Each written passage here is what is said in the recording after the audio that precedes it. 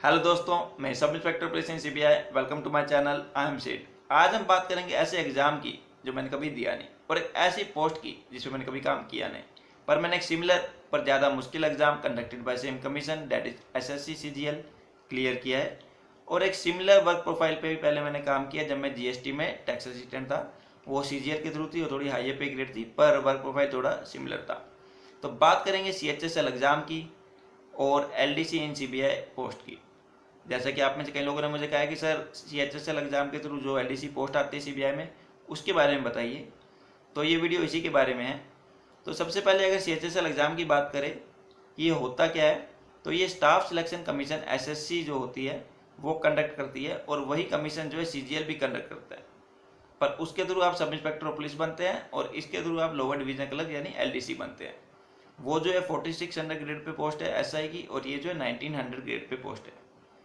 अब CHSL exam में होता क्या है, तो उसके लिए आपको पहले तो +2 होना चाहिए क्लियर, और उसमें अगर आप सीजीएल एग्जाम देते हैं तो आपको ग्रेजुएट होना चाहिए।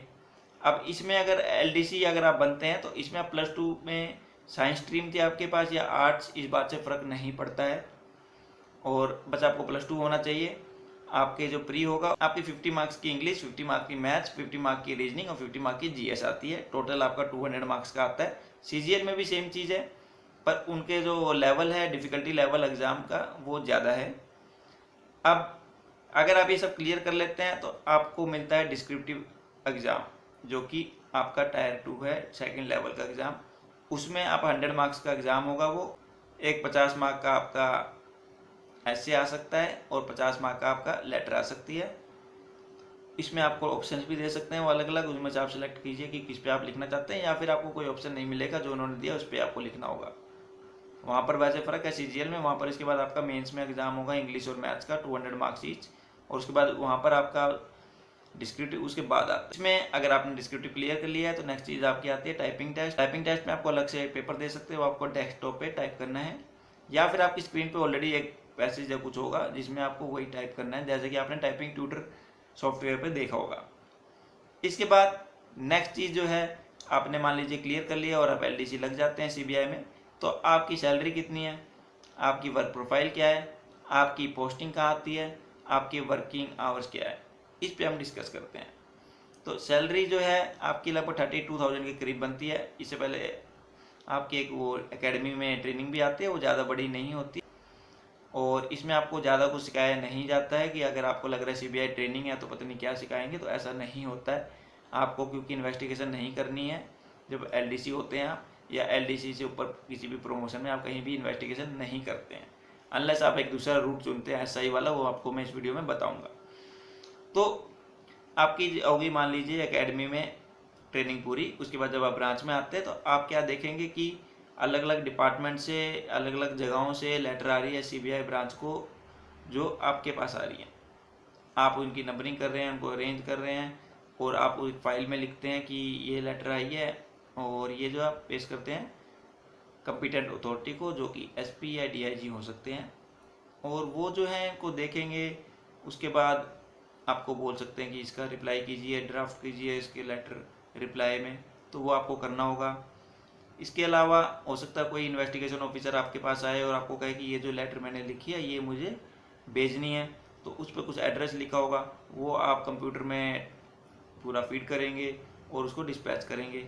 ये आपका दूसरा काम है। तीसरी बात आपको हो सकती है कि आपको सर्विस बुक का काम दे दिया जाए। सर्विस बुक होती है हर एम्प्लॉय की किसी भी डिपार्टमेंट में, उसकी कितनी लीव्स है, वो कहाँ से आया है, जैसे उसकी ट्रांसफ़र, ये सब कुछ आप लिखते हैं। इसके अलावा आपको हो सकता है स्टेशनरी का काम दे दिया जाए, जो स्टेशनरी ख़त्म हो रही है उसका ऑर्डर आपको करना होगा, या कोई इन्वेस्टिगेशन ऑफिसर आता है उसको आपको इशू करना होगा। अगर कोई इन्वेस्टिगेशन ऑफिसर आपके पास आता है कि ये जो मेरा बिल है या मैं टूर पे गया था, तो उसकी प्रोसेसिंग आपको करनी होती है।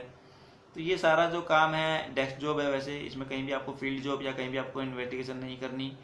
केस रिलेटेड अगर बोले तो केस रिलेटेड में आपको हो सकता है कि एफआईआर रिलेटेड जो फाइल है वो करनी होगी, मेंटेन है बेसिकली ये, और जो बाकी केसेस से रिलेटेड जो फाइल्स है वो सारी एक जगह पे मेंटेन करना, उसका एक रिकॉर्ड रखना, ये सब कुछ जो है एलडीसी करते हैं। इसके बाद बात करते हैं प्रमोशंस की। तो प्रमोशन जो है आपके एलडीसी तो यूडीसी बनते हैं आप, उसके लिए कुछ फिक्स नहीं होता है, आपकी 5 साल 8 साल या उससे ज़्यादा टाइम भी लग सकता है उसके अंदर, वो डिपेंड करता है वैकेंसी पे, 10 साल 12 साल भी लग सकता है। और इसमें आप 5 साल बाद वैसे एक यूडीसी का एग्ज़ाम होता है वो देते हैं तो आपको जल्दी हो जाएगी प्रमोशन। उसके बाद यूडीसी के बाद आप बनते हैं सीए क्राइम असिस्टेंट, जो कि 4200 ग्रेड पे पोस्ट है। और उसके बाद आप बनते हैं ऑफिस सुपरिटेंडेंट, ये जो होती है पोस्ट, ये गेस्टेड पोस्ट है, तो आप मैक्सिमम जो है ऑफिस सुपरिटेंडेंट तक जाएंगे। और ये कोई रूल नहीं है कि आप उस तक जाएंगे, वैसे जैसे मैंने कहा ये वैकेंसी पे डिपेंड करता है आपकी प्रमोशंस। तो आप क्या कर सकते हैं, 3 साल बाद आप एलिजिबल हो जाएंगे एक एग्ज़ाम के लिए, डिपार्टमेंटल एग्जाम, जीएस, लॉ और इंग्लिश आती है, वो आप क्लियर करते हैं तो आप जो है सब इंस्पेक्टर पुलिस बन सकते हैं। पहले एक इंटरव्यू भी होता था जिसमें 5 आईपीएस ऑफिसर्स आपका इंटरव्यू लेते थे, अब वो नहीं होता। उसके बाद की प्रमोशन अगर आपको जाननी है तो मैंने एक वीडियो बनाई है सीबीआई वर्सेस आईबी, तो उसमें आप देख सकते हैं कि कैसे सब इंस्पेक्टर पुलिस की इंस्पेक्टर पुलिस बनते हैं, इंस्पेक्टर पुलिस जो है डीएसपी, डीएसपी के बाद एएसपी बनते हैं। तो ये हो गया प्रमोशन वाला पॉइंट। इसके बाद आपकी पोस्टिंग का आती है, पोस्टिंग जो ऑल इंडिया आती है कहीं भी। अगर आपको ट्रांसफ़र पॉलिसी जाननी है स्पेसिफिकली तो उसके लिए एक वीडियो मैंने बनाई थी, बेस्ट पोस्ट इन एसएससी सीजीएल, वो अगर आप देखेंगे transfer policy of CBI officers आपको पता लगेगा, तो वो आप देख सकते हैं। तो ऑल इंडिया वैसे मैंने बता दिया आपको कि ऑल इंडिया पोस्टिंग कहीं भी आपकी आ सकती है। नेक्स्ट चीज़ आपके वर्किंग आवर्स क्या है। वर्किंग आवर्स है ये फिक्स होता है 9:30 to 6 के करीब आपका होगा। इसमें आपको कहीं भी इन्वेस्टिगेशन नहीं करनी है, कहीं टूर पे आपको नहीं जाना, फील्ड पे कहीं जाना नहीं है, तो इस वजह से ये काफ़ी ज़्यादा फिक्स है। और कभी कभी हो सकता है कि आपको एक्स्ट्रा बैठना पड़ सके, जैसे कि 7-8 बजे तक बैठना पड़ सके, पर जैसे मैंने कहा कि ऐसा ज़्यादा नहीं होता, मोस्टली आपका फिक्स ही रहता है। और इसके अलावा क्या सैटरडे संडे को आना होता है, जैसा कि एसआई को आना होता है, जैसे मैंने बताया था 13 महीने की सैलरी मिलती है इस वजह से, तो ऐसी 13 महीने की सैलरी जो है एलडीसी को नहीं मिलती है। और अगर उनको बुला लिया गया सैटरडे या संडे, तो जिस दिन को बुलाया है, लेट्स से सैटरडे को 1 तारीख है, तो 1 से लेके 30 दिन और जोड़ लीजिए, 1 मंथ, 1 मंथ में वो जो है उसके बदले में छुट्टी ले सकते हैं कभी भी वर्किंग डे में। तो ये हो गया, अगर आप एक्स्ट्रा बुलाया जाता है, अगर आपको सैलरी नहीं मिलती है उसकी, आपको छुट्टी मिल जाती है।